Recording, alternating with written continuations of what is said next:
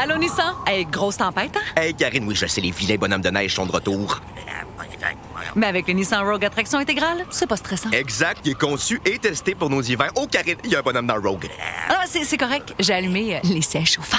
Ah, bien joué, Karine. Maîtrisez toutes les conditions. Louez le Rogue S 2026 à partir de 0,4% jusqu'à 36 mois, incluant une réduction fidélité de 0,5% pour les clients Nissan admissibles. Jusqu'au 2 mars, sur approbation de crédit, les conditions s'appliquent. Détails chez Nissan. Well, all signs indicate the next police chief of the SPVM will be Fadi Dagger. He was at City Hall this morning meeting the mayor. Official announcement is forthcoming. Dagger has been the Longueuil police chief since 2017, and he was also part of the Montreal police force for 23 years prior to that. Let's talk about that and more with Ericka Alneus, Executive Committee Member for Culture with the City of Montreal, part of Projet Montreal. Ericka, welcome back to the program. Hello, Mr. Makes. How are you? I'm doing well. Listen, let's talk about policing here. What do you think the nomination, the forthcoming announcement, and of course he's not at City Hall this morning for tea and biscuits. He's there because he's going to be the next police chief. So what do you think of this forthcoming announcement? What does it say about where the Montreal Police is headed? That I will let the mayor do the official announcement at proper time. But personally, I think I welcome this coming news with a lot of joy. And it's a message to the Montrealers of how important prevention can play a role in public security. And having a man like Mr. Dagger, with his reputation and all the work he did in Longueuil, is also working to make our city safer. So the only thing I can say or express is that I'm smiling about this news. Well, it's good to hear that you're smiling on this news. And, you know, I guess when we talk about the SPVM, right, almost 4,500 officers, I think it's 1,300 civilians that also work for this organization. And they're going to have a new boss at the top, right? That's what's forthcoming. So let me ask you, you know, we all know there are challenges, right, for the SPVM. And there's things, everyone could be better, and there are things people want to fix with Montreal's police force. Do you think we also need to talk about maybe some of the police's successes? Do we not talk enough about when the police are doing a good job? That's a really interesting and important question that you're asking. I think that we don't realize that besides all certain issues that have been public, there's all the work that is not shown and that that sometimes I think we take for granted. So and I think that this nomination, if it goes through all the process, can also bring attention to other areas that we don't tend to think of the work of the policemen for the citizen of the city.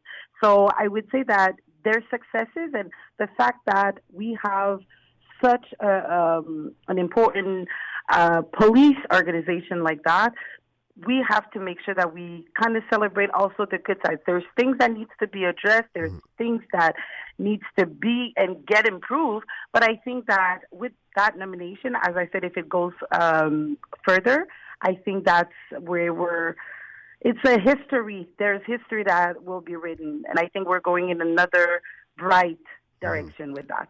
In your borough, you're in Rosemont-la-Petite-Patrie. Yes. What do your citizens, the people in Rosemont-la-Petite-Patrie, what do they tell you about the police? Whether it's a criticism or it's accolades, what do they send messages to you when they stop you in the street? What do they talk to you about when they talk about the police? That's interesting because mostly all the time, I think the citizens of my borough are pretty happy. And they want to make sure, and we had to face certain issues, but I think that they believe in the work that the policemen are doing in our borough, and they want to make sure that it goes further and that they can feel safe and protected by their policemen. So that would be what I say about my borough. Now, Ericka, you're a woman of color, and I know there are a lot of questions about racial profiling in the police and representation among the police for all Montrealers, right? Representing minorities, representing diversity.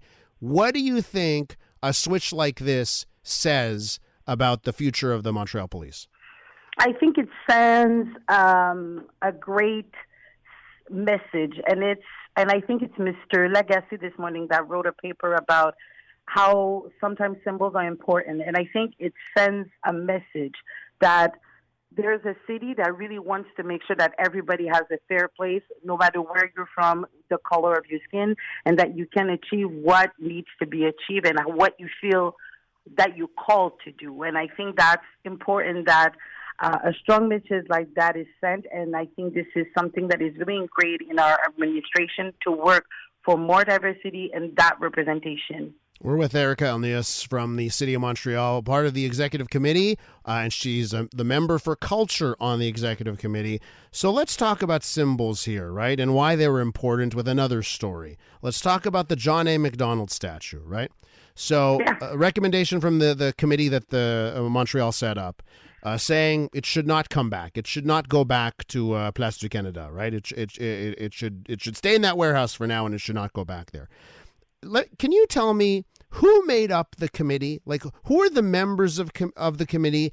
And do you feel the committee was a good, broad representation of the people of Montreal? Well, we had 7 people that were part of this committee, and that was a diverse committee. But first of all, we wanted to have experts in history, in heritage, in representation. And we have to say that it was pretty diverse. We had people from the First Nation communities. We had people, racialized people. We had Anglophones and Francophones that were part of this committee. So we can think about the Senator Michel Audette. We can think about Mr. Dino Bombarou from Heritage Montreal. We can think about Mr. Alan Stewart, André Dudomaine. So we had many people that were, 7 people that were part of it, and some units of the city that were supporting this committee. And was there a consensus? Like, did the 7 members all agree on this, or was this actually a difficult decision to come to? You will understand that I was not part of the discussion, so I couldn't answer your question about that. But what I know is that the recommendation that we received were preliminary. Uh-huh. So after that, and it's important, I think, for the listeners to know that there's other process coming towards the decision about what we will do about this monument.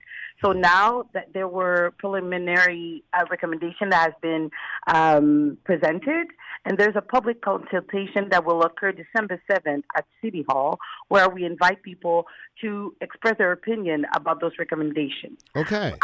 And after, the committee will look at those comments that we receive from the population, and a final recommendation will be appearing in February, and all the city councilors will vote on those final recommendations. Oh. So it was important for us, and we know that those subjects are complex, sensitive, and touchy, and we wanted to make sure that there's a process where everyone, or the most people, can have a say about it. We wanted to have experts to be able to have a broad perspective of it, and let the citizen of the city have a say also within this process. Well, it's so interesting, because I get it. You want to have experts talk on this. And it's just the thing, Ericka, that I notice is that sometimes I feel like people who are deemed as experts, they will be 90% on one side of an issue. And then when I talk, let's say I talk to our listeners here at CJ 800, or I talk to people in all walks of life in private conversations, it seems like it's a 50-50 split decision, or 60-40. And then sometimes when we go to experts, it's always like, nope, this is the way to go, right? So December 7th is the time for citizens to make their voice heard on this subject. Exactly. And I would also make sure that it's interesting what you're saying about the experts, because they're from so different backgrounds, and that is also a representation of how complex sometimes the issue can be discussed. So I think that this process tries to represent and make sure that we are able, as city councilors, to do a really right decision. So I can't wait, and I really want to invite the citizen. You can go online and register for the public consultation that will occur December 7th. Ericka, we have to leave it there. I want to thank you for coming on once again to the Elias Macko Show. We really appreciate your time. Thank you very much, Mr. Makos, and I want to wish a wonderful day to your listeners. Oh, thank you so much. Ericka Alneus is Executive Committee Member for Culture, part of Projet Montreal, and in the Rosemont-La Petite Patrie borough.